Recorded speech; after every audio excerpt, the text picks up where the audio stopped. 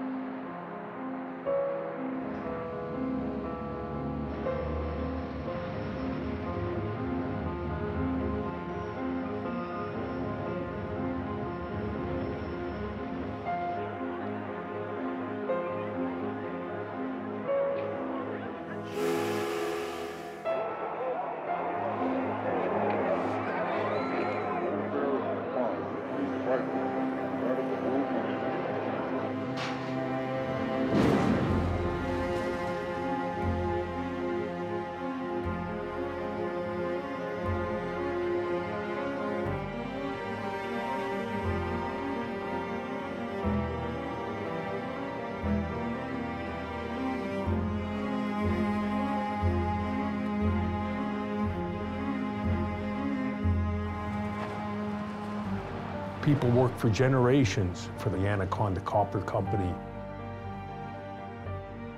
And frankly, died for the Anaconda Copper Company. It's a long time ago, but to have corporations again coming into our state and wanting to take over our politics, I had no idea just how deep the story would get.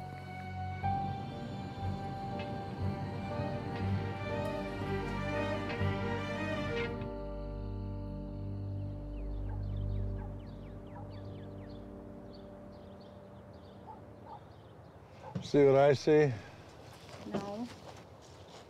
Can't get that bolt out without being straightened. Well, we can't torch that out here. Let's start a fire. I could heat it up. Yeah, I can. No, I don't think we have time today. Well, probably not. This is gonna be a mother son of a bitch. It's fine. Yeah. Just hold on.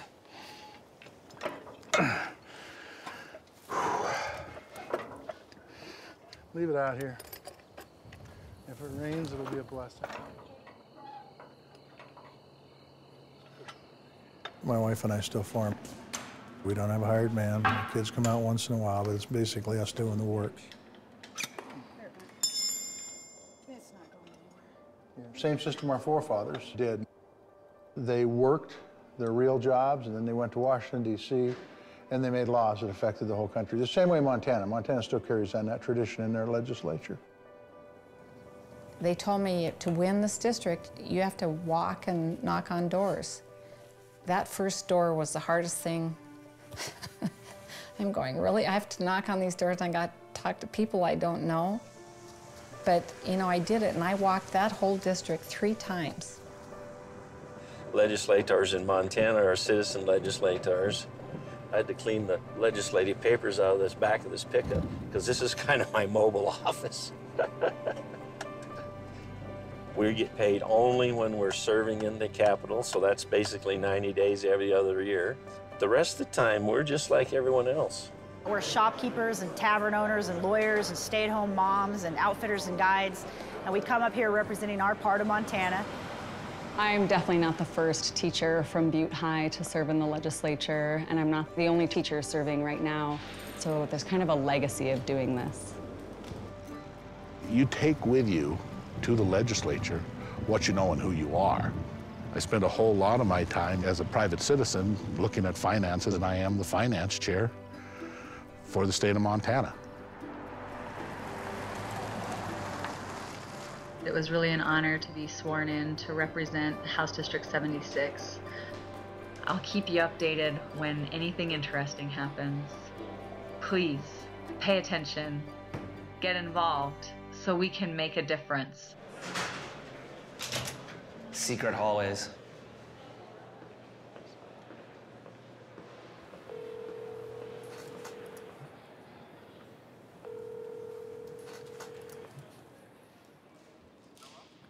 Hey, is this John?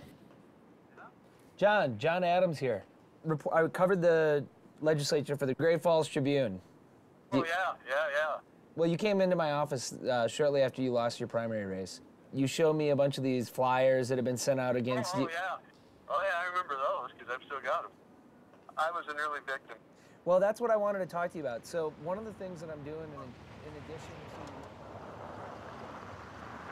I remember John Ward coming in and telling me how he was attacked like this. At the time, I was thinking, well, that's politics, man. You know, here's a longtime conservative who runs a porta potty business. I don't think he knew at the time, I certainly didn't know, the level of coordination, that this wasn't just politics. You got to understand, obviously, I was really pissed off. Yeah. I mean, you know. And voters in your district had never seen something like that. No. This was a whole new genre of political attack to shock the public right at the last moment, to leave them like, God, we can't take it. You know, we can do better. We don't want to take a chance on this guy. You know. And it worked. Right. John Wayne Gacy, all the implications of this card, he's my friend, never been in Montana, ever. John Ward believes monsters like this deserve to live. That was 3 days before the election. There's no time to respond, and I didn't have any kind of money to be able to respond to this sort of thing. We were in shock. Mothers Against Child Predators. My God. As far as you know, is there such a group as Mothers Against Child Predators? It only existed for that purpose. Mothers Against Child Predators was not about mothers at all. It was two people and a lady treasurer on a wholly different issue, sending flyers into a Catholic area, and it was effective. Because folks like my mother picked up an ad and they can't see who Mothers Against Child Predators are. They can only see that mothers don't like this guy. Well, dark money is the advertising where you don't know who's paying for the ads. Just simply got to hold these up and say, who's paying for this? Does anybody know anybody in these groups? Who's paying for this? What are they attempting to buy? I'm a huge advocate of free speech, the right to be able to freely speak. But these groups were abusing that. They had taken free speech and they were speaking from the darkness. I don't know who they are. I don't know how to fight them. I don't know how to argue with them. I can't debate them. I can't interview them. I can't pick up the phone and say, hey, what's your interest in candidate X? Because I don't know who they are. We'll never know. You're seeing dark money efforts in Montana, like Western Tradition Partnership. That's becoming more and more of a strategy by people who have a very specific policy interest or ideological interest. We're a leading resource state, we're a leading water state, and if you control politics in Montana, you potentially control those resources. You let big money use dark money and this curtain of secrecy to basically buy a legislature or buy a state or eventually, ultimately, you know, control public policy in this country. I just can't see that happening. It won't be by the people, for the people. It'll be something else, you know? And I think that how can we stand by and let this happen?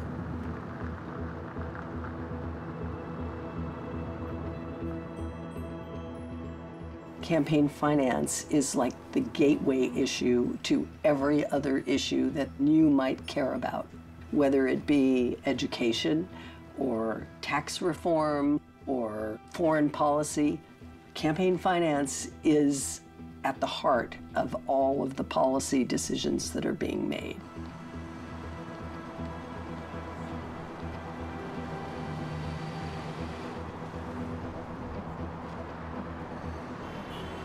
Watergate, at its heart, was a campaign finance scandal.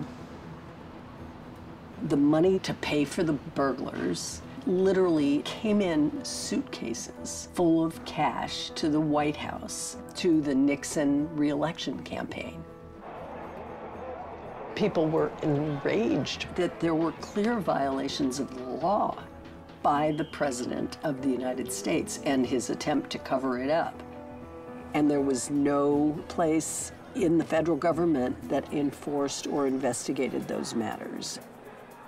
So they needed an FEC, the Federal Election Commission. After Watergate, I was in California as the chair of the Fair Political Practices Commission, the equivalent of the Federal Election Commission on the state level. We're here to announce today that a record fine has been levied against a dark money network of political nonprofits. People knew about the Koch network, but nobody had ever seen it. And then after investigation, we found out even more how these groups operate to try to hide the sources of the funding.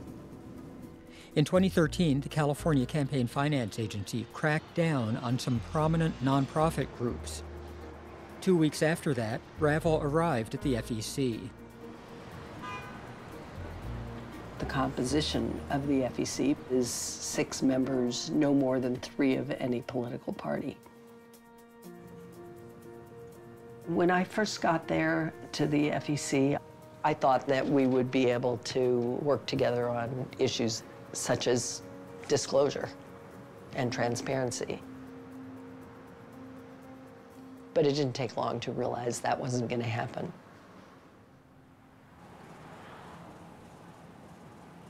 At the federal level, there's the FEC, and then in each state, there's an agency that regulates money and state politics. In Montana, the Commissioner of Political Practices is housed in this little house, really. It's a tiny little office. I doubt if there's a smaller office in state government. The very legislators that are investigated by the office determine its funding. So it's always been grossly underfunded. They never have enough people, they never have enough equipment. It's sort of the forgotten stepchild of Montana government. Montana being a sparsely populated state with a resource-rich base, we've had a history of corporate exploitation in our past. And because of that, the state is real sensitive to who is involved in and who funds our elections. Even though our staff is very small, we see our role as acting on behalf of Montanans to preserve the public trust in the election process and to promote governance. Yes, we do. I'm an attorney, and I'm the commissioner. And then we have an attorney who's our litigator, an investigator, and then we have 3 people who handle all of the candidate filings and all of the reports that are mandated by Montana law.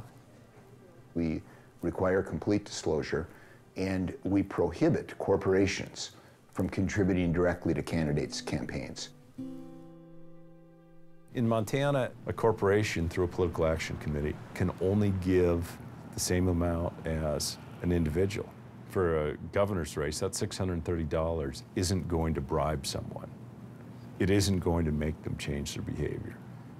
But the question is, if it's $1 million and supposedly it's going to be run for or against you, could it? When they created a citizen legislature, the idea was that it would be those of us who live in these places to come and represent the communities that we live in, to make decisions about the direction we want the state to go in. You know, the #1 rule of political or watchdog reporting is follow the money. If I want the future generations to be able to have access to the things that I value so much here in Montana, then it's going to require a strong, independent, fearless watchdog media to keep an eye on the people in power. The state has a long history of corruption. All you have to do is drive through Butte.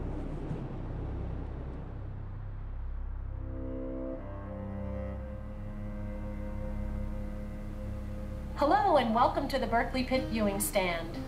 The pit grew to become not only the largest truck-operated open pit mine in the United States, but also the richest copper mine. And by the turn of the century, the copper produced from this hill, called the richest hill on earth, not only electrified America, but also financed the Industrial Revolution. You're looking at one of the largest Superfund sites in the world. It's the leading bad example for what not to do. This is the results of open pit mining after the pumps have been turned off and the groundwater is able to come back in. This water level is about the acidity of your stomach acid and rises continually over time.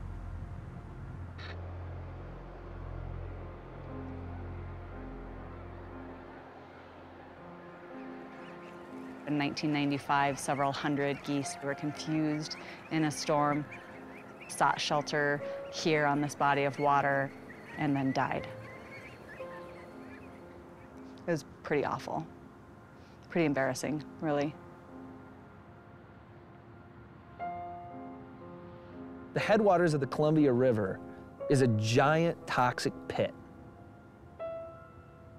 And it's 100 feet from reaching a critical point where it starts spewing poison acid water, potentially one of the greatest environmental disasters threatening the entire Pacific Northwest.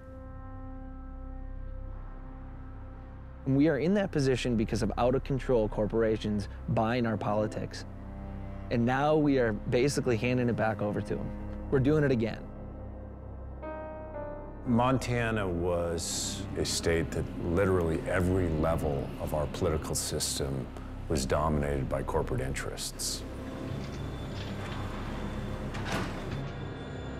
Mining was the first industry really to come into the state. And the Copper Kings made a lot of money, and they literally bought elected officials. The Anaconda Company, they were the largest employer by far, but they had enormous political clout because they controlled the legislature and they controlled most of the newspapers in the state. All of this money concentrated in the hands of very few people, and they used that money to buy influence, political influence, to buy judges. They owned the state of Montana. So a copper baron from Butte buys himself a seat in the United States Senate, and Montana voters, by citizens' initiative, decide that they're not ever going to have that again and write the best campaign finance laws in the United States. And they passed a law that basically said that corporations couldn't do that anymore. By citizens' initiative, they passed the Corrupt Practices Act of 1912. What that said is corporations can't make contributions in our state elections. And Montana's been the leader in campaign finance since 1912. And so 100 years later, along comes Citizens United.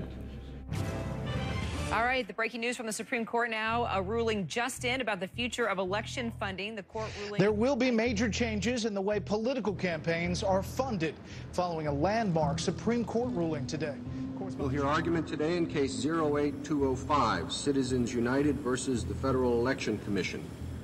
The U.S. Supreme Court today overturned laws on the books for nearly a century and ruled that corporations can spend freely now on political campaigns. Those who like this decision say it's a victory for free speech. Those who don't say campaigns will now be drowning in corporate cash and influence.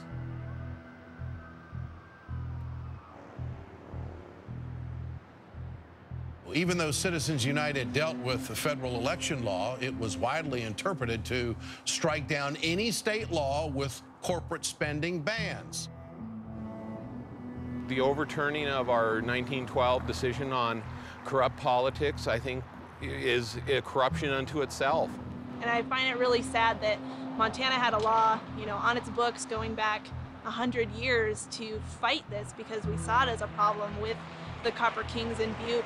People in this state have a good sense of history about the excesses of capitalism, because that's essentially what it is. It's in your face here. You can't really ignore that.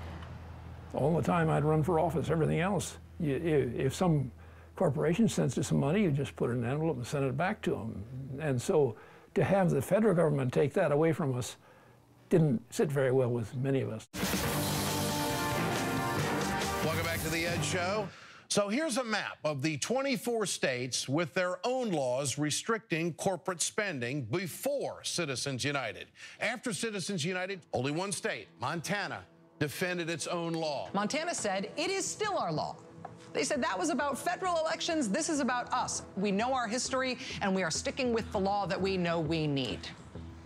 Say hello to American Tradition Partnership, though. They, in fact, sued the state of Montana, saying that that Citizens United ruling made Montana's Corrupt Practices Act invalid.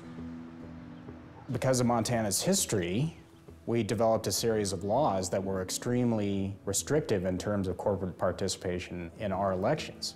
And so when the Citizens United decision came out, that had a direct effect on the state of Montana. That decision put our laws directly in conflict with federal First Amendment law. And so that's how Montana became the nucleus or ground zero for the campaign finance challenges, which have resonated now all the way across this country. The case was litigated in the district court and then came up on appeal to the Supreme Court. That case was orally argued in these chambers. Mr. Attorney General. The then Attorney General, Steve Bullock, defended the Montana law. What we have in this record is an act that was passed by the people to address corporate corruption. And it's more than just the history, it's also the present. The Supreme Court has stated in Citizens United and in other cases that liberty includes the free speech that is in our First Amendment. Margot Barg was the attorney for American Tradition Partnership. Margot is an attorney in the law firm headed by and named for Art Whittick, and Art Whittick is the current majority leader of the Montana Senate. We are here today because the statute singles out corporations and prohibits them from doing something that everyone else in Montana can do. Counsel, do corporations have the right to vote?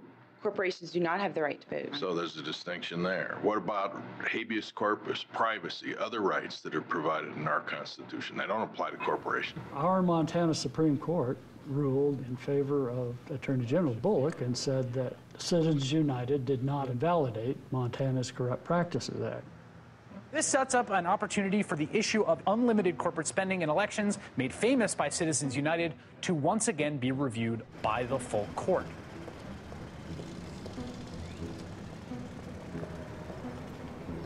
Another case closely watched today deals with the influence of money in politics.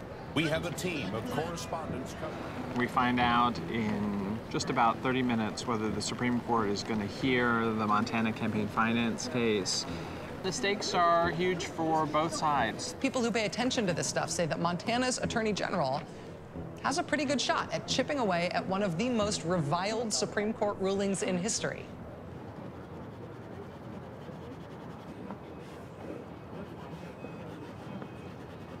This has got to be an anxious moment for Steve Bullock in Montana. He could be at the forefront of the vanguard of trying to limit Citizens United, fight the corporate union money in elections. So he's no doubt sitting in his office waiting for a call. Tonight, the Supreme Court answers, is there a limit to money in politics? 22 states and the District of Columbia backed Montana's effort, but in a short half-page decision today, the court's 5 most conservative justices said the state law violated the free speech rights of corporations. The 5 members of that Citizens United majority slapped them down in less than 1 page, giving them the back of their hand. No indication that any of the 5 justices in the majority in Citizens United had changed of heart and were thinking that they really needed to go back and take another look at that decision. The court appears to believe that the act of giving money to a political candidate is essentially the same thing as holding up a sign, which is, of course, a core First Amendment activity. And if you believe that they're both core First Amendment activities, that means you can't really stop them or regulate them, and I think that's where the court is heading. That limits on any sort of contributions are doomed.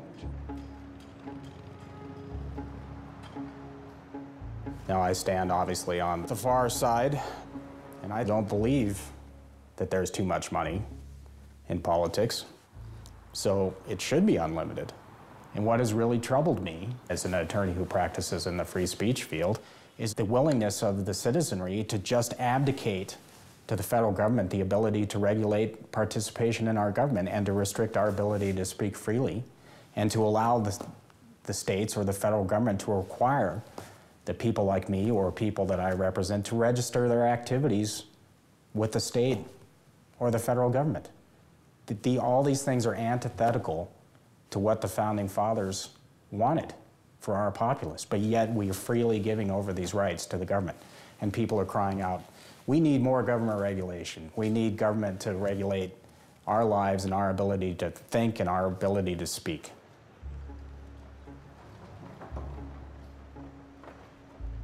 So I think the Supreme Court got it right. I've never seen the United States Supreme Court more directly and bluntly say, you're wrong. We really meant what we meant. And I think that's healthy for our country.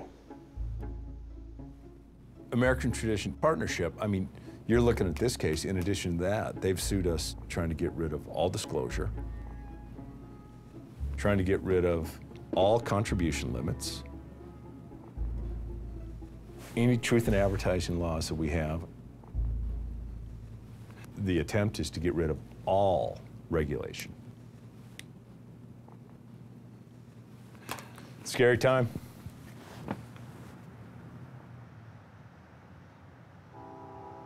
Montana is just a microcosm for what the national debate is.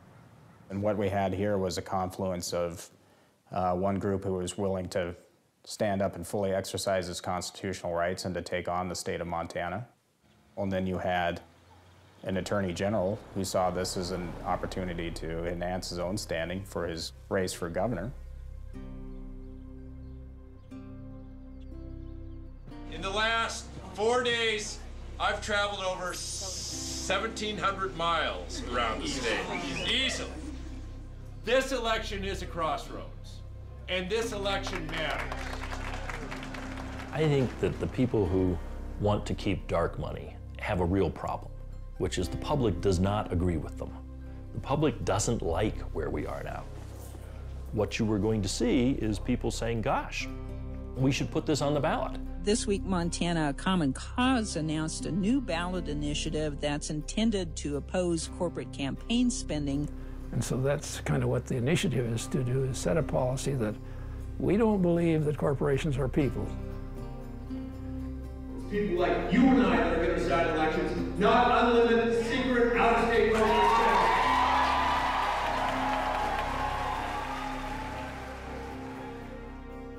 Montana is being exposed to more advertisements than any other Senate race in the country. Total inundation of the airwaves. John Tester. John Tester. Tester collected and wanted Montanans to pay the price. John Tester. John Not Tester. by a long shot. John Tester.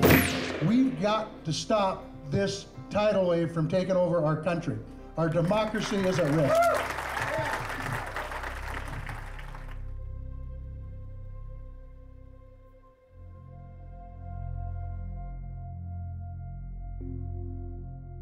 With the extreme amount of money in the 2012 election, I think it was, more than anything, a harbinger of things to come. There's going to be more money. We've seen the rise of dark money groups that target candidates, yet refuse to tell the voting public who they really are and what they really represent. The entire nation is looking to us to continue our fight to preserve our citizen democracy.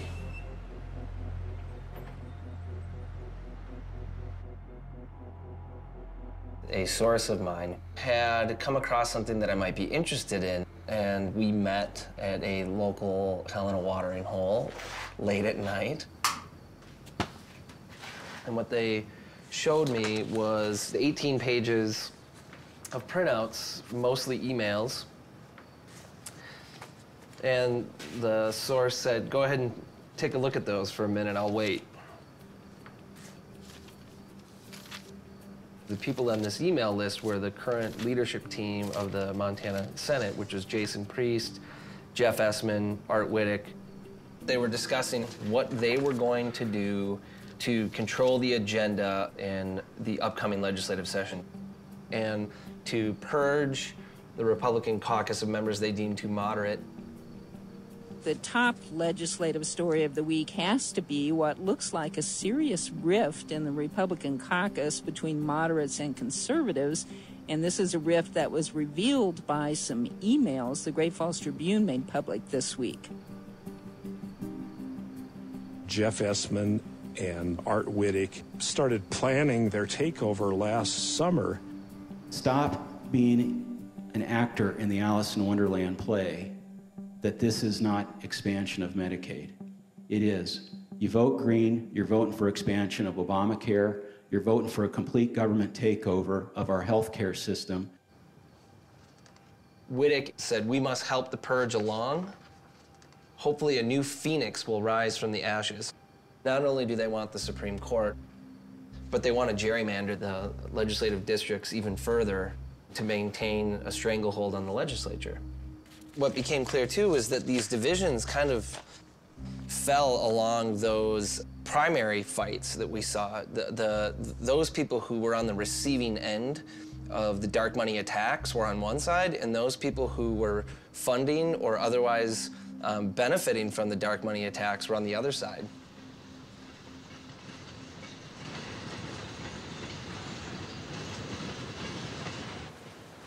So I want to know where the blood's going to get spilled. I want to know who's getting targeted the hardest, where the money's being spent, like if you're seeing it already. In the 45-day sprint, they will do everything they can to hang my head over their mantle. So what they do, whether it was Wittick, whoever, and they'll sit very quiet. They don't want you to get active. They don't want you to get. They wait till the last 30 days because then it becomes all about money. The conventional wisdom is that Citizens United's a horrible thing, that it opened the door to this corporate spending, the dark money, all this other stuff. What if what it really did was it just forced people to have to just work harder? The magnitude of the money actually destroys your freedom of speech. You could give me $170 for a campaign contribution, and that's all you can give me. And yet somebody in North Carolina can spend 60 grand in the same election to beat me?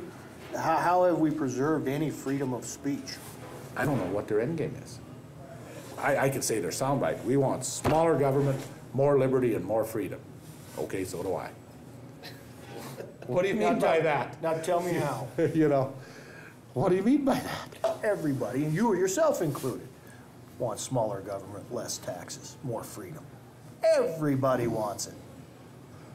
Define for me how you're going to get there, and then I'll decide if that's the proper plan for those Or what do you mean exactly by this? How? How? What are you going to cut? What goes away in your world of smaller government? Is it public schools? Well, then I don't support that.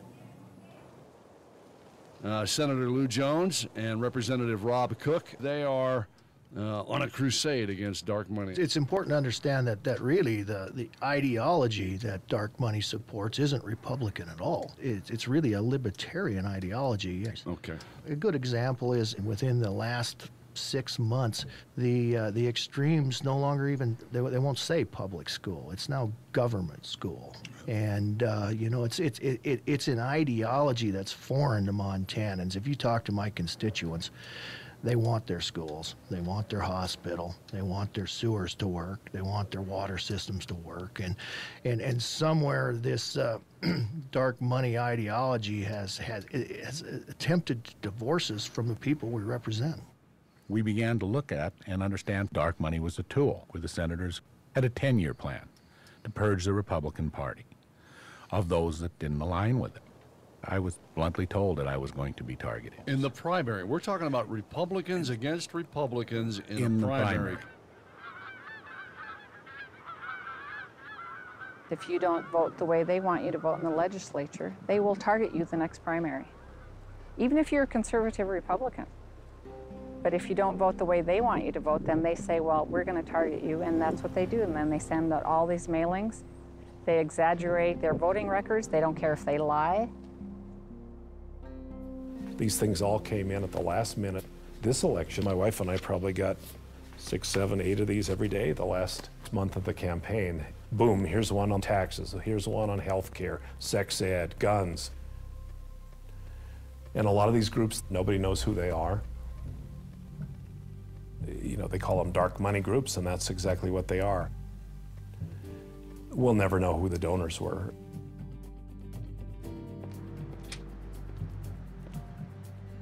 FollowTheMoney.org compiles political donor information from all 50 states. In each state, there's an agency that collects the publicly required information that candidates file, who their donors are. We have this massive data collection process just to get this stuff in a place so that academics, so journalists, so the public can look at the data and start making decisions about how their lawmakers are being influenced. The citizens can take data like ours, simply print out a list and walk into a committee hearing room and say, excuse me, you're making a bill on water quality, yet you took all this money from polluters. Explain that to me, please. Everything we do here at the Institute, we can do because we have transparency, because we have disclosure. If you do not have disclosure, you do not understand who's playing in the process and why they're playing. We've seen recently the rise of the C4 organization, the social nonprofit organization. They do not have to report their donors. Dark money nonprofit organizations have sprung up in the wake of Citizens United. We have hundreds of new organizations, thousands of new organizations that are trying to persuade Americans to vote one way and not the other. Americans are barraged by these political advertisements paid for by dark money groups that are funded by who knows whom. We don't even know if they're domestic, frankly. They might be coming from foreign corporations or governments. This corporation wants to influence our politics, but they don't want the public to know that they're trying to influence our politics because that could hurt their bottom line, perhaps. So they give money to a dark money group. So they send out all of the mudslinging and the postcards and the things that people hate receiving, flooding their mailboxes. This corporation is not affiliated with all of the dark money spending because they've essentially laundered it through this. And all of this supports a candidate. When that candidate gets elected, they support the agenda of the corporation. That's the feedback loop for dark money. Corporation funnels money to a PAC. The PAC sends out postcards attacking the opponent of the candidate who they want to get elected. When that candidate gets elected, they support the agenda of the corporation or individual. I mean, this could be done with individual money. It's really, really scary when you think about it. I think how they can manipulate us through the postcards and through social science research and through analytics and metadata and big data and get us to support their candidates and then get their policy agendas. Then it's not the people controlling the government, it's the government controlled by a corporation controlling the people, which is like super crazy Big Brother, but it's happening, you know? I mean, to me, that's what this is all about.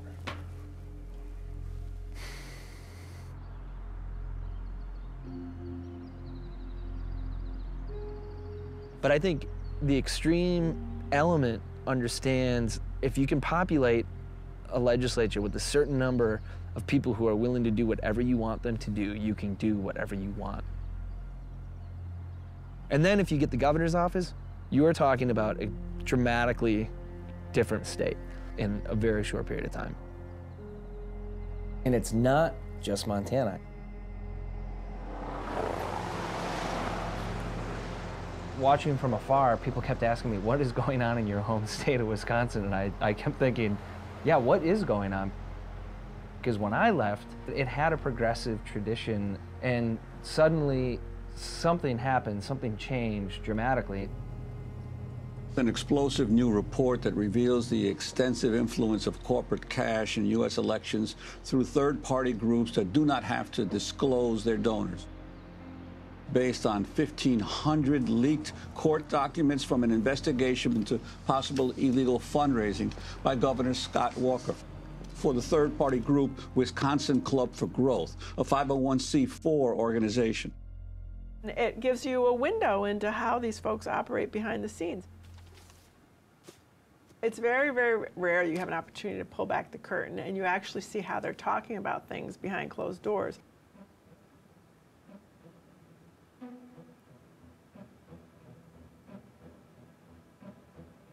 When you take a look at an email like this one from one of his chief fundraisers on how to raise money for the Walker recall election, and she writes, "Here are my quick thoughts on fundraising for the Walker's recall efforts."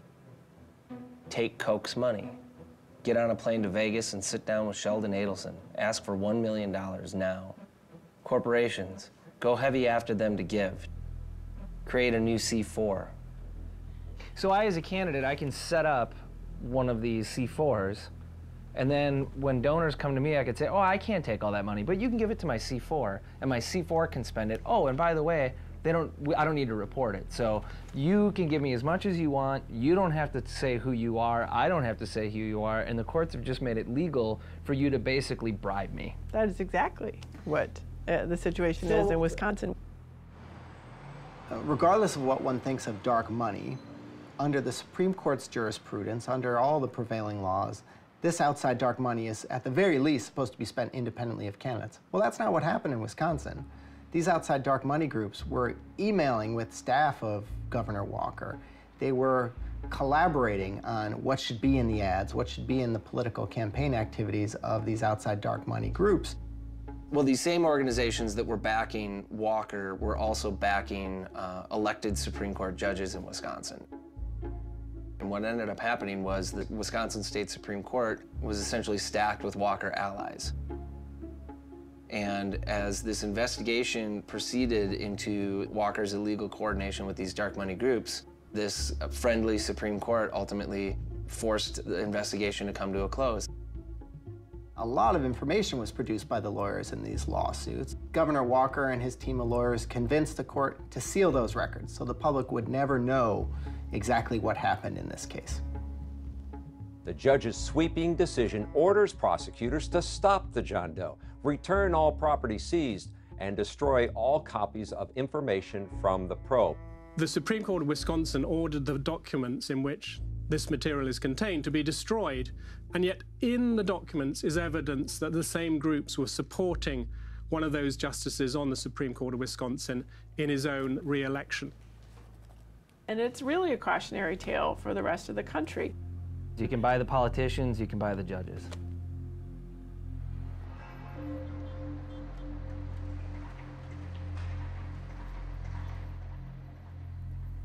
The moneyed interests have already pretty much bought Congress. I think they pretty much bought the executive office of the presidency, but they can't control the government unless they get the courts. They've got the Supreme Court, U.S. Supreme Court already, but the courts that they really need to get are the state appellate courts, because that's the place where the rubber meets the road in terms of people's rights being enforced, judgments being rendered against corporations that abuse people's rights, that pollute the environment. Those kinds of decisions are made in the Supreme Courts of the states. The big money people know that unless they can get control of those courts, economic domination over those judges is what we're talking about, unless they can essentially buy a seat on the Supreme Court, they can't control those courts.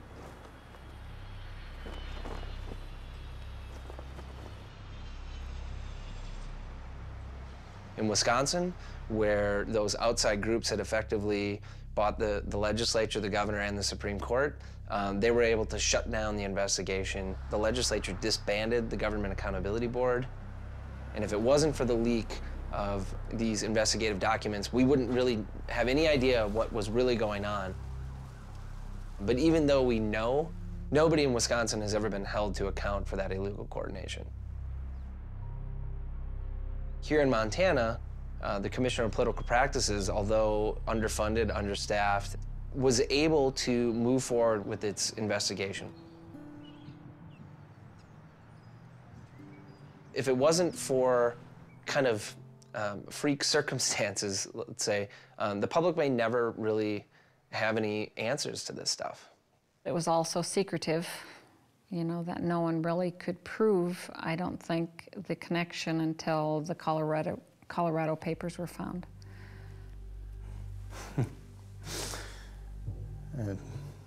You know, you can't even make this stuff up. Apparently what happened is one of the individuals involved in this organization, at least the way the story is, was in Colorado, had a bunch of the records for ATP in his car. His car got broken into and all these records were lost. Some documents that were reported to be those of my client, American Tradition Partnership, that were found in a crack house in Colorado. A meth house that was being raided by the police, and someone who was there was heading out the window and grabbed file boxes with these documents. And then apparently someone turned those documents over to a state senator in Colorado. And as I understand it, sent them up to the Commission of Political Practices. The Commissioner of Political Practices is literally in possession of stolen property and won't give it back. This is just fascinating. I mean, it's fascinating. Wow, so these are them. These are them. Are these the actual boxes that they were, like, recovered? I think 2 of them are. And this is what was in that box? Yeah. In the sleeves? Wow.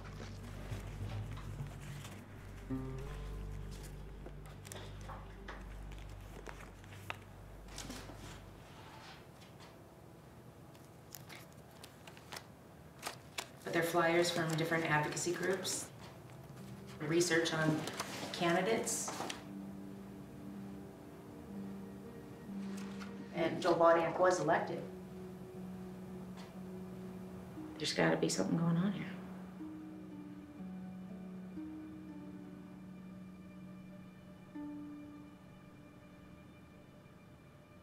They had a very specific policy agenda. Right, and Montana's a cheap date. Yeah.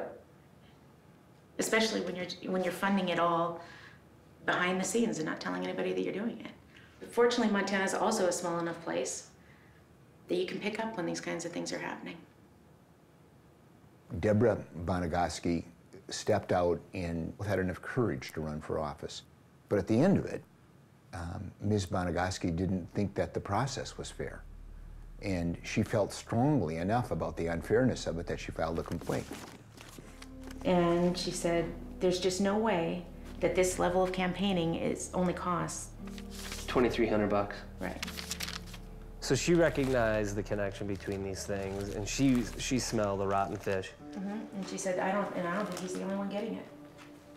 The critical thing the documents could show is that there's coordination between ATP and the legislators who benefited from the attacks they did on legislators.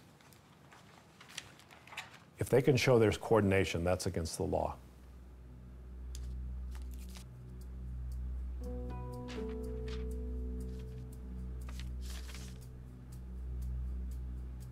After examining the documents, not only in this particular race, but in other races, it became clear that the candidate didn't write the letters. The candidate didn't identify the list of voters that the letters were being sent to, that was all being done by another entity, by Western Tradition Partnership, a corporation. ATP, the American Tradition Partnership, used to be Western Tradition Partnership. Well, there's a reason for that. They're trying to avoid these disclosure laws. They're basically playing a shell game with the American people. We had the documents that they were using to try to solicit money. It actually said, you know, Montana has all these rules on corporate contributions and expenditures, and the good thing about this program is you can give as much as you want, and no bureaucrat will ever know, and you can just sit back on election night and see the difference you've made. The print shop described its capacity to send these letters out as a shock and awe electoral bombing campaign. And that is indeed the way it was conducted, just multiple letters, not only from the candidate, but then those letters were timed and coordinated with letters from, for example, Montana Citizens for Right to Work. Coordination is actually a technical term. When coordination happens, an election expense becomes a contribution to the candidate Because it's a contribution to the candidate, then the candidate is supposed to report and disclose. But in this case, the contributions were by corporations. The candidate couldn't accept. That was an illegal contribution.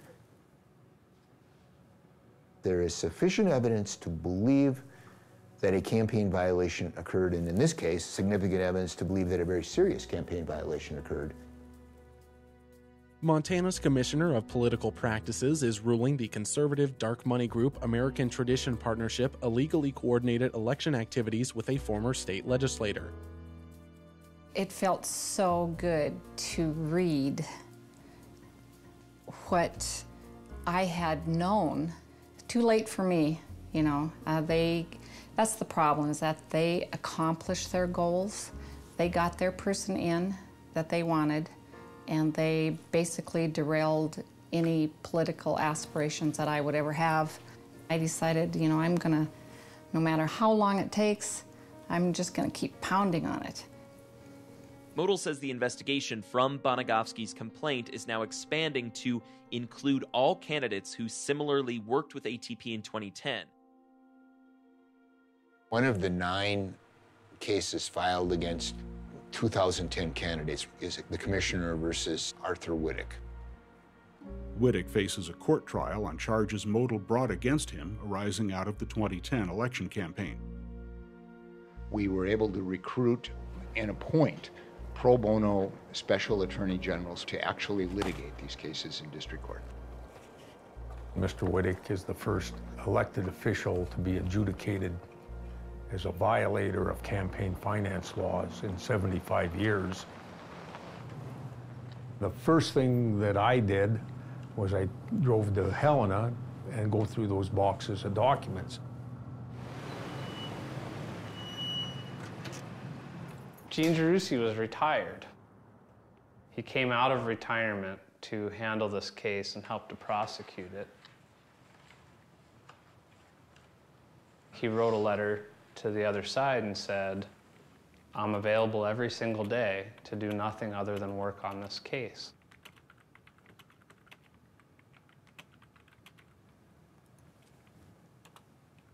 In the last election, I was interviewed by a German TV reporter. After a couple of questions about the process, he said, "Now I want to ask you about the role of the oligarchs." Well, I explained, I really don't know anything about Eastern Europe and Russia. No, he said, I mean the American oligarchs. A chilling phrase I hadn't heard before. You are seeing individuals who are essentially setting up their own political party, their own structure. They generally support Republicans, but only some Republicans. I think the obvious poster child is the Koch brothers. Americans for prosperity.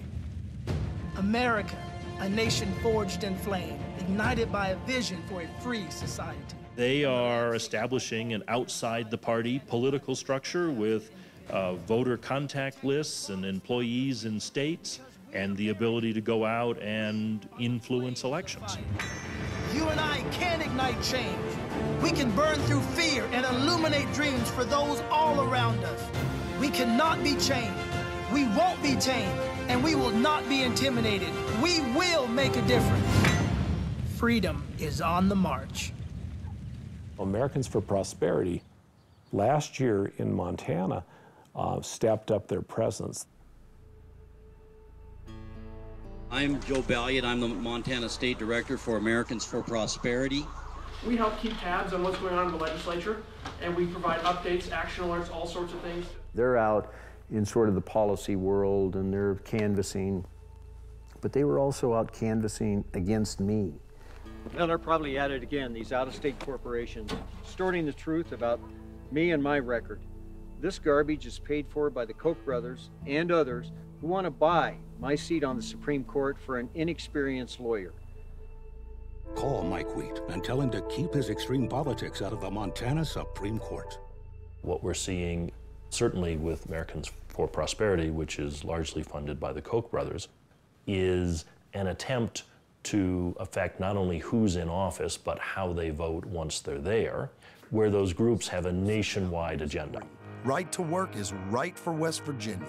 Tell the legislature to keep their promise of more jobs and support right to work legislation. Dark money around policy development, that's almost more harmful than the elections money. And the cynic in me comes out when I start talking about business plans in politics, because politics is just child's play to businessmen who work internationally. They know how to make things happen, and they know how to manipulate the system.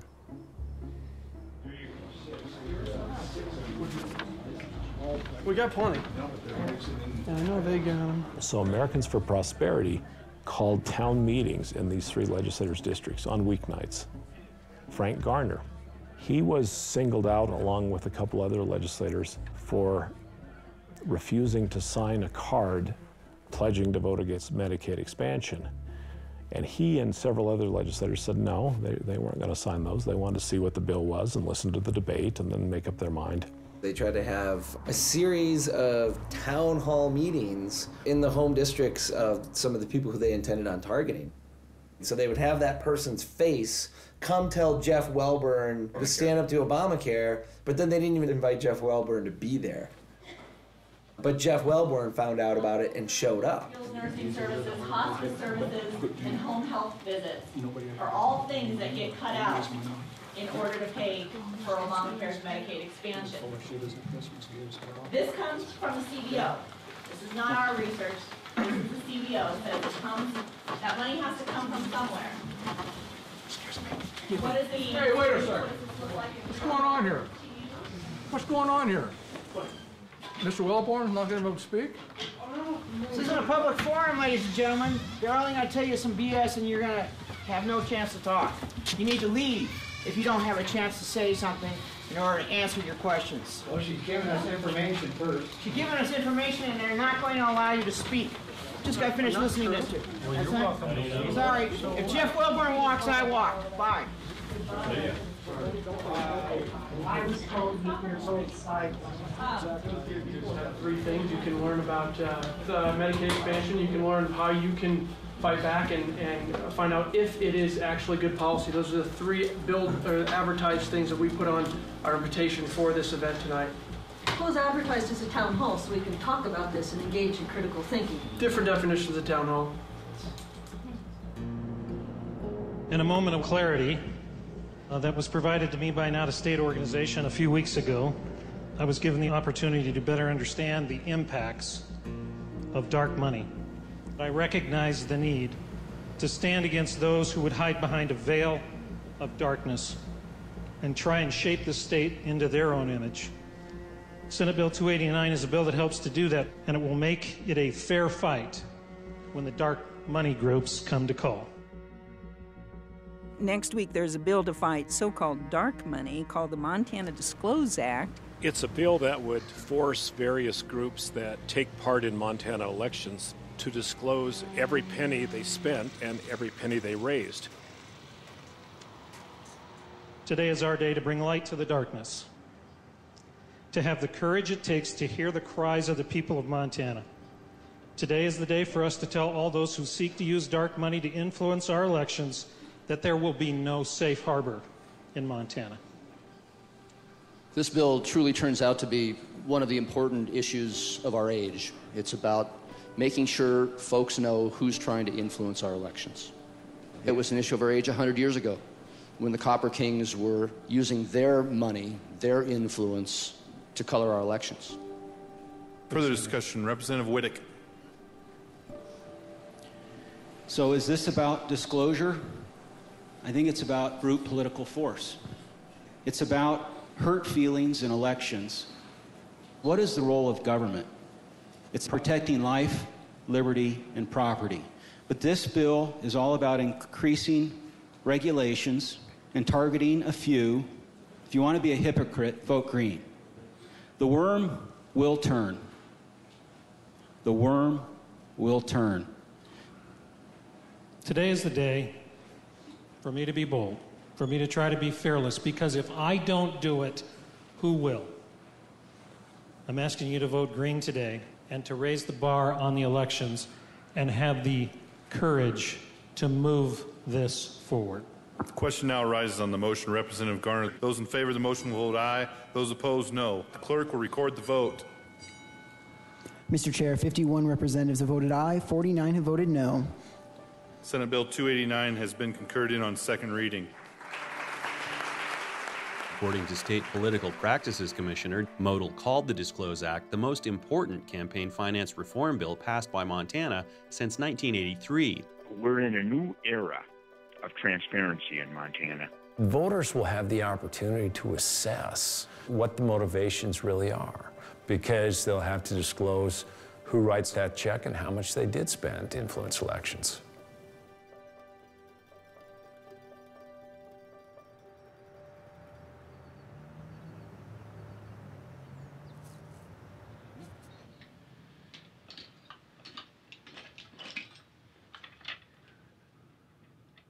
When Lee newspapers had bought the papers from the old Anaconda companies, one of the first things they did is set up a state bureau to cover state government, state political news. We devoted a good share of our coverage to campaign finance issues because of the state's history. 2 days ago, Mike Dennis and I were told they were shuttering the state bureau, and they're going to a different way to cover state news. Late Thursday afternoon, a news story broke that struck some people like a death in the family. Lee Newspapers, which owns 5 of Montana's largest papers, is closing its state bureau. Montana will lose more than just experienced journalists. It will also lose a great deal of its institutional memory. After being furloughed 3 times and having had a pay freeze for most of my career there, I had to reapply for a new job. Either you appreciate the work that I do and you want to keep me on, or you don't. I want to dig deep and do investigations and write long-form stories about the things that really matter. So I told them if they didn't want to keep me around, then they could do what they had to do. There's an entire Facebook group out there called Plan B, and it's all about, like, so when you're no longer a journalist, what are you gonna do?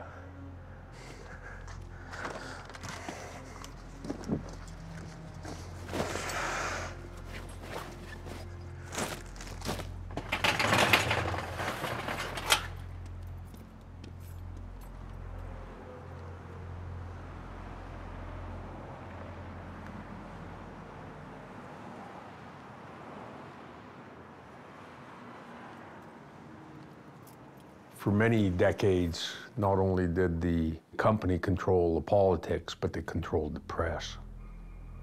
Finally, that started to break apart. We then had a stronger, more attentive press, and we had that for many years. But I am so sad to see the collapse of the press here in Montana. I just think is a real loss to the state. These stories about campaign finances are critical. You know, these stories always take you places where you don't know where they're going to head. If they're not covered, it's democracy's loss.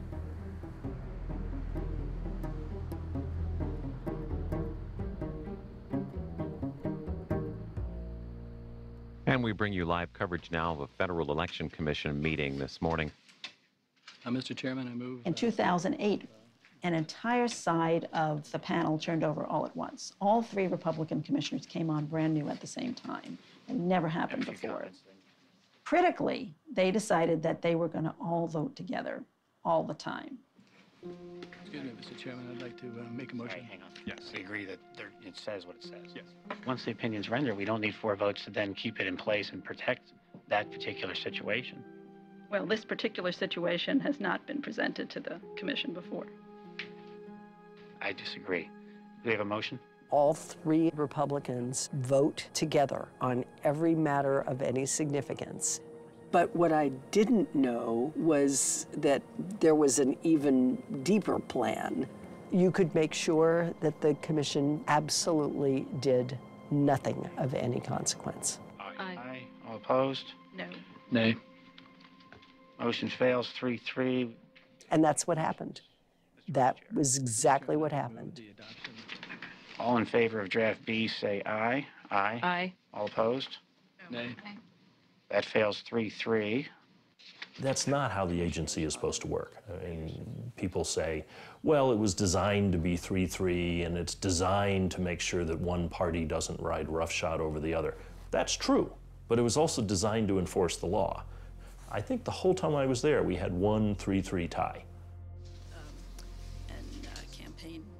I was here when Citizens United came down. It was stated very clearly by the Supreme Court by an 8-to-1 vote, endorsed the value of disclosure as an important feature of the democracy, but it's been ignored. Draft A fails 3-3. I'd like to adjourn the meeting without objection, so adjourned. Even a proposal to require corporations to certify that they were not owned by a foreign government if they were going to be spending money in our elections, even that could not get 4 votes at the commission. The FEC will not enforce the law, and it's known. And as a result, the candidates know that they can either violate the law or stretch it. No one will be held accountable for violating the law.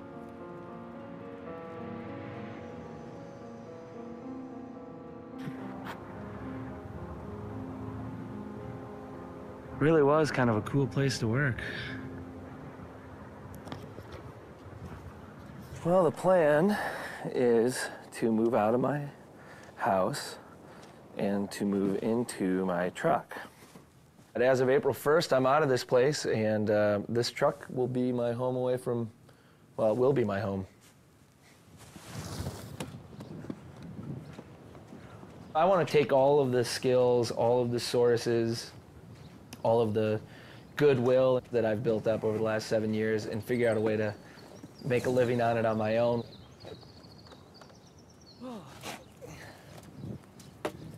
So, with that goal in mind, I'm packing up everything. I'm giving away anything that I can give away, selling anything I can sell.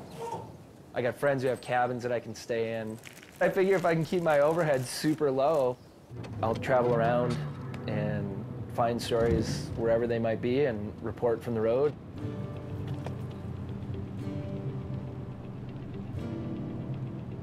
I think if you really want to know what's going on in Montana, go there, talk to the people, see what's going on. I mean, there's a lot of people trying to buy up Montana, you know, and I'm going to go to where they are. Whether it's the Wilkes buying up all the land in eastern Montana or Otter Creek, what's going on the Tongue River Railroad. In a high-profile campaign law case, the State Political Practices Commissioner has released new documents and filed new allegations in court against a leading Republican legislator. Well, this is a campaign finance law case, but it's really a conspiracy case in my view. It was always a conspiracy case. People working together to carry out something that was against the law. Vaughn Kirkpatrick had been an intern for American Tradition Partnership. She had her emails, even though we were 5 years after the time she'd worked there. She gave me a couple of other names, and in fact, they all had their emails. Those emails, they've never seen the light of day, and now they're public documents. So what you're going to be looking at today in those 4 boxes that the public records request was made for are about 14,500 pages. Okay. And they're in this form because we produced them to the opposing side, and they're just starting to find out what's in there. Gotcha. Okay, I'll see what I find and... Okay.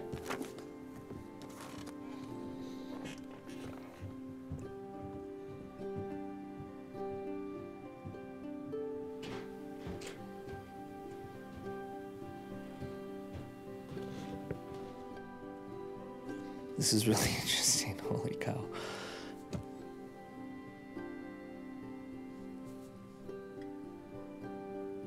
they're providing these services free of charge, which is essentially an undisclosed contribution to the candidates.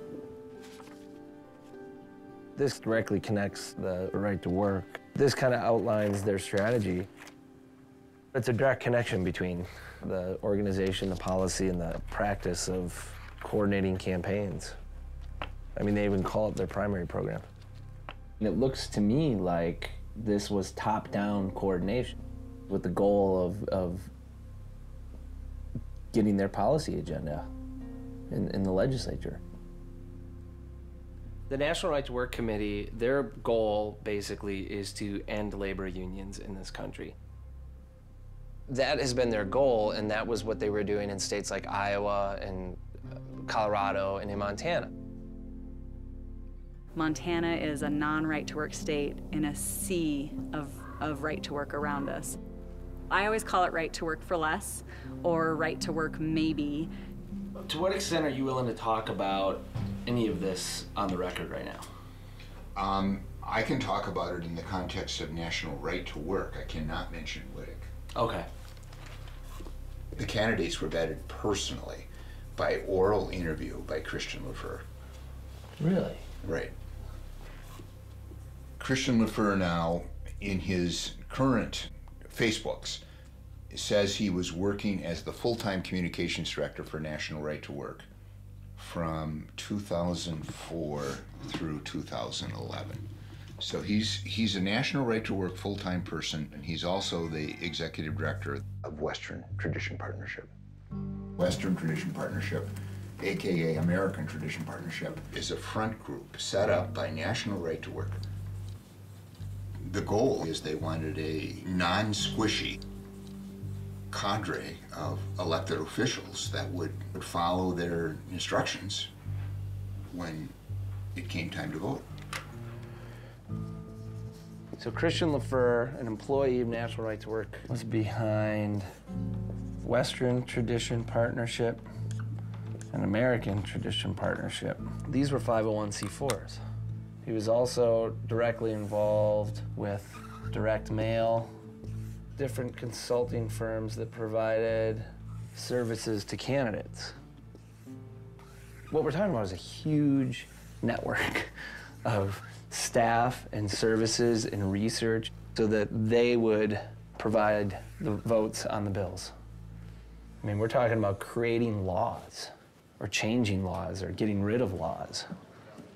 All of us understand then that money will help you win a race. We also understand that lobbyists go to the legislature and push bills or oppose a bill and so on. What we're not used to is having an entity come in like the National Right to Work to tip the whole program upside down and say, we don't want to have to lobby anyone, we want to own them right from the beginning. We will pick our candidates, we will get our candidates elected, then we don't have to lobby any of them. We've got it. If we go back and look, National Right to Work Committee, I mean, I don't know. Do we know where they're funded? Do we know? No, I have no idea. But, you know, for my purposes, I know you're not. I haven't let myself get past National Right to Work. The right to work involvement in the Montana elections, I thought, was too important. It had to be reported on. And so I launched the Montana Free Press. We are a news organization that provides hard-hitting, in-depth content to news outlets throughout the state. This is today's front page Bozeman Chronicle. This is today's Great Falls Tribune website, front page.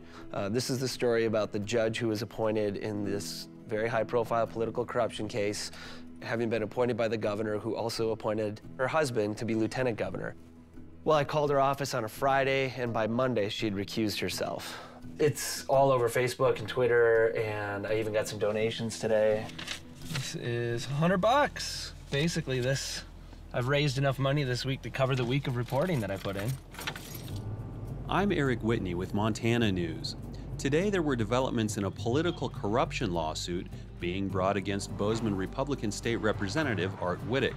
John S. Adams is covering this for the website montanafreepress.org. Thanks for joining us at Montana Public Radio. You're welcome. what's at stake is whether or not Art Whittick broke Montana campaign finance laws, whether or not he illegally coordinated. What's at stake is Mr. Whittick could be barred from office. Okay, I need to write and do nothing else.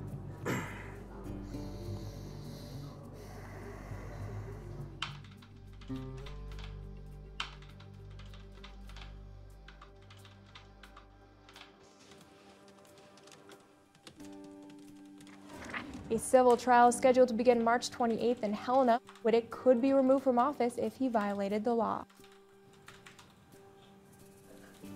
Look at that, today's story is on the front page of the Tribune's website, so that's front page of 3 websites this morning that our story was published today.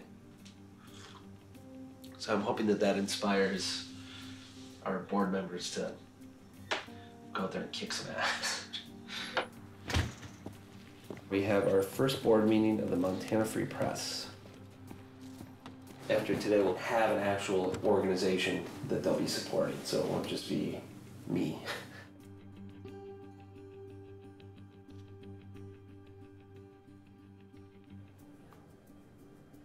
John Adams, and I know all of you. And it's been a tough year. A lot of challenges. I had thought about giving up journalism.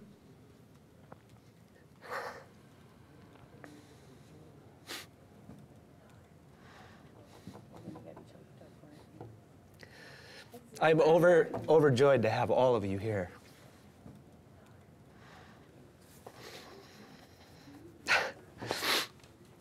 Didn't see that coming.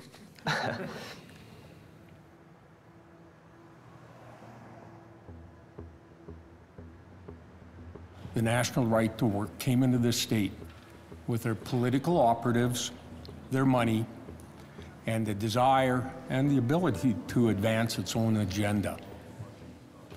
They had a plan to just wreak havoc on the Montana elections.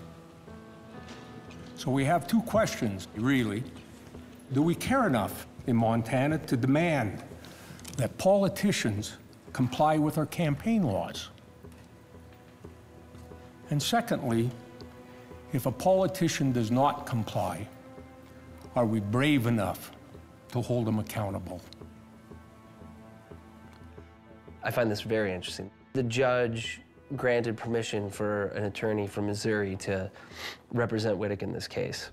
This attorney represented Club for Growth in Wisconsin. The lawyer who is victorious in Wisconsin and has led to basically a wholesale reordering of how Wisconsin regulates its campaign spending. She is now coming to Montana to represent Art Whittick. Ladies and gentlemen of the jury, thank you for being here today. This case is about a man who finds himself in the crosshairs of a government agency.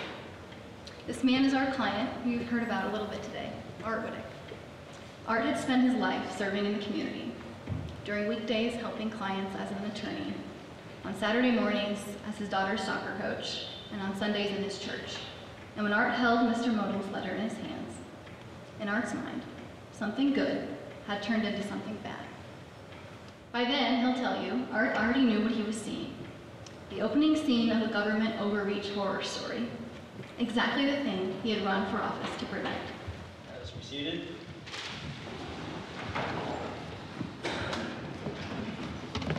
The trial of State Representative Art Whittick got underway. Covering the trial for us is John S. Adams, the editor at montanafreepress.org. This trial is about whether or not Art Whittick illegally accepted contributions from corporations and didn't disclose that. 3 things that the jury will have to decide is, was there a corporate contribution? Did Whittick coordinate with that corporate entity? And if so, what was the value of that contribution? So let's go to Exhibit 11, please. Now, the title of this page up here is Smart, Simple Campaigns. And under number 1, it says candidates need to provide first list of contact for fundraising mail. I'm paraphrasing. Yes. And you filled out a candidate profile, that's B. Right? I filled out a candidate profile. You provided a candidate photo, that's C. Right? I provided a photo for a website. I don't remember ever seeing this. I'm just saying whether you remember it or not, I'm looking at the documents that have been provided, and whether you meant to or not, it looks like you filled out or completed A through D. Correct? I don't know. I don't think. All right, that's fine if you don't know. I'm not going to argue with you. Do you disagree that Right to Work and its affiliates provided services in support of your campaign? I strongly disagree. Do you disagree as to whether or not you received the benefit of those services? I disagree that I received any benefit. And you didn't report any of this Right to Work provided benefits on your disclosure, did you? Gene, it's impossible to report what you do not know. I probably worked 1,500, 2,000 hours on this, putting this case together. It took me all that time to finally understand what was going on. And even then, I couldn't understand it from the documents. It was only when I had the opportunity to talk to some people who worked inside.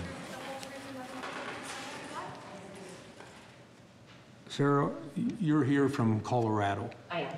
And you're here without being subpoenaed. That's correct. Why did you come? It's the right thing to do. What do you mean? I believe strongly in the ideals that Christian was fighting for. I believe in right to work. I believe in smaller government and pro-life things and pro-Second Amendment things. But I want to see it done the right way. We can't fight evil by becoming evil. Are you here at risk to yourself or your own profession? I am. I fully expect there will be political retribution exacted against me in Colorado over this from Christian's friends who are there. The big thing today was the surprise testimony of Sarah Arnold. She worked for the National Right to Work Committee, which is the organization that's alleged to have run this sophisticated campaign program that Art Whittick is accused of illegally benefiting from. Was there a party at the LaFeur's house in that July 4th weekend? There was. What was that? It was what we called a bonfire. It was essentially a metal drum that we threw documents into and threw gasoline in and lit them on fire. What documents were those? As I recall, they were from predominantly 2008, and Christian said that he was under some heat and wanted to get rid of them, and so that's what we did. Ms. Arnold, I'm going to hand you what's been marked as Exhibit 11. Would you look at that for a moment, please? This is the Smart Simple Campaigns candidate packet. It was an outline that was provided to all of the candidates with which we worked. It outlines essentially the program, the works. You know if Art Whittick got to works in 2010? Yes. And did he? Yes.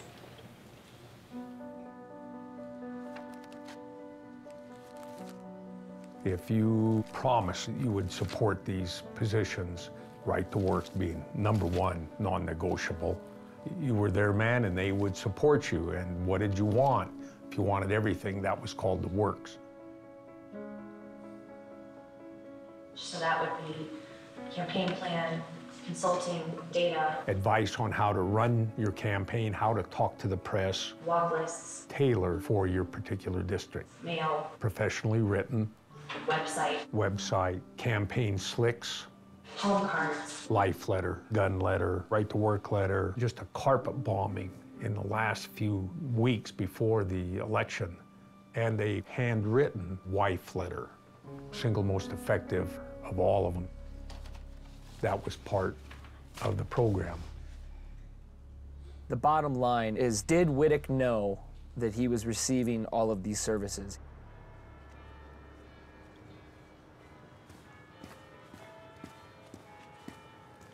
Oh, Jesus.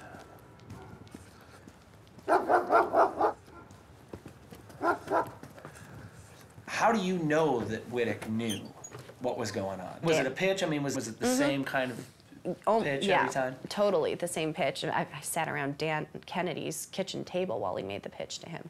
Generally, it was done on the phone. For whatever reason, that particular one was done in person. Basically, it was I'm working with Montana Right to Work, and Right to Work's a really big issue, so let's talk about that. And if they're good on that, then he says, so there's a campaign process that we do that will help you win your race.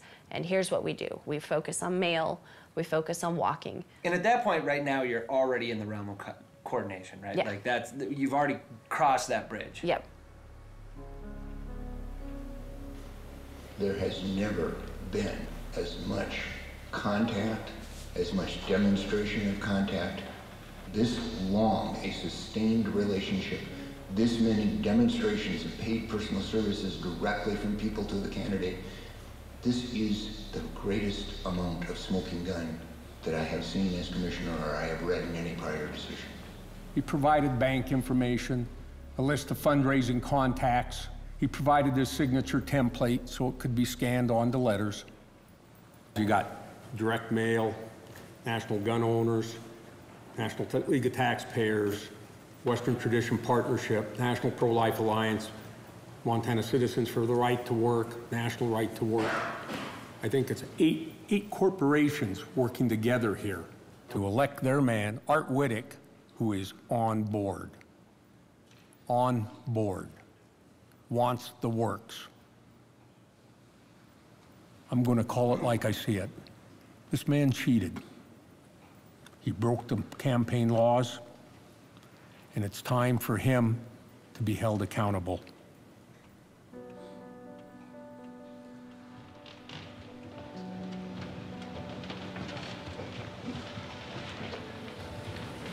Ladies and gentlemen, have you reached a verdict? Judge, we have, sir. All right. Would you please deliver it to the bailiff, who will deliver it to the bench?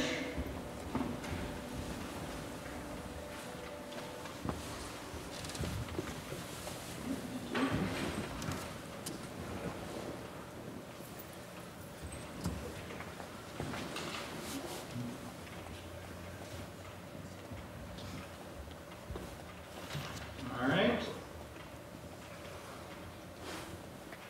We, the jury, in this matter find as follows. The defendant failed to maintain and preserve records of his campaign contributions. Yes. Did defendant accept or receive corporate contributions, including coordinated in-kind contributions? Yes. Did defendant fail to report all contributions? Yes. Conspiracies happen. Some of them are actual conspiracies, you know? Legislators got elected based on the illegal coordination of these outside groups, and they were able to pass a lot of laws. They were able to move forward a lot of legislation that is now the law of the land. It is a huge problem. Third-party groups and others who are working behind the scenes, coordinating with campaigns. It's not a problem just in Montana. Montana just seems to be the microcosm for it. At this point, the Disclose Act is the victory. I believe it has improved. If you look at the last election cycle, there was still a lot of campaigning that went on in the state of Montana, but you could actually follow the majority of the campaigning to who was saying it.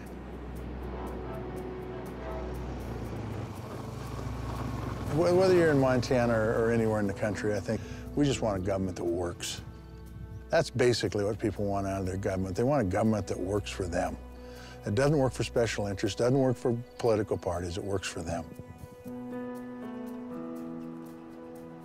A judge has set a June 17 hearing in Anaconda on what penalties should be imposed on State Representative Art Whittick, whom a jury found took illegal campaign contributions. To be there in Anaconda, right in the shadow of the stack, right where it started 100 years ago, and to now have somebody come into our state, a corporation, and start giving money and running campaigns and picking politicians. I want to speak. I want to show people. It's troubling. State lawmaker Art Whittick of Bozeman faced the judge today to hear his penalty for accepting illegal corporate campaign contributions. District Judge Ray Dayton did fine Whittick $68,000 Friday, one of the biggest fines ever levied in a campaign violation case in Montana. Yet while the judge did not remove Representative Whittick from office, somebody else already has, the voters of his district. He lost the Republican primary 10 days ago, and his term expires this December. Reporting from Anaconda, Mike Dennison, MTN News. Got it.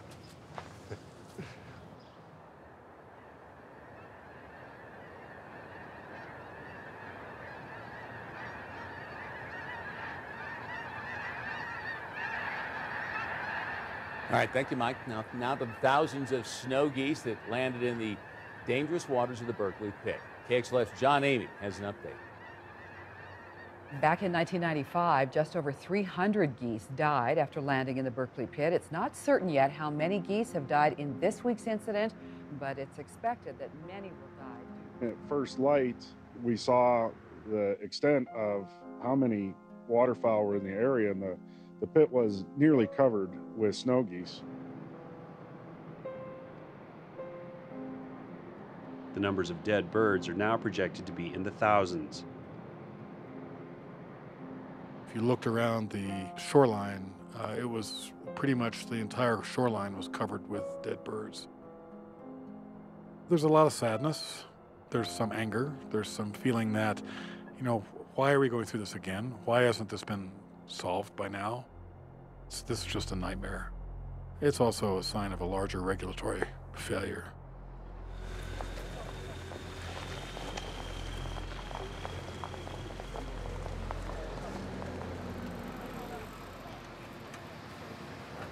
Dear Mr. President, you decried the influence of money in politics. You condemned the influence of wealthy donors. Many of these same concerns have been voiced by Americans of all political views. I'm writing to inform you that I hereby resign from the position effective March 1, 2017. I respectfully urge you to prioritize campaign finance reform. Disclosure laws need to be strengthened, of Citizens United re-examined, and public financing of candidates ought to be expanded.